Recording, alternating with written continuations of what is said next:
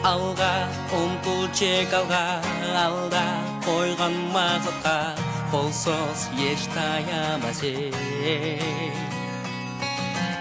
Атқан әрбір ақталға, үміт міндет арқалға, қолсыз армандарға сен.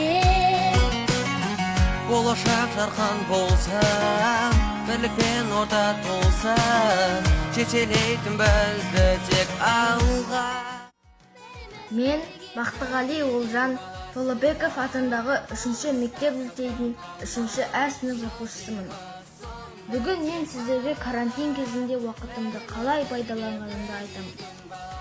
Қазіргі кезде дүние жүзінде жаман індет коронавирус ауруы таралып жатыр. Осыған байланысты елімізде карантин жариялануда.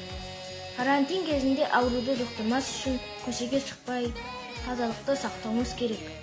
Карантин кезінде мен отбасыммен бірге кітап оқып, қызықты кино көрдік. Сондай-ақ әкеме қорады тал егуге, ал анама үй шаруасына көмектестім.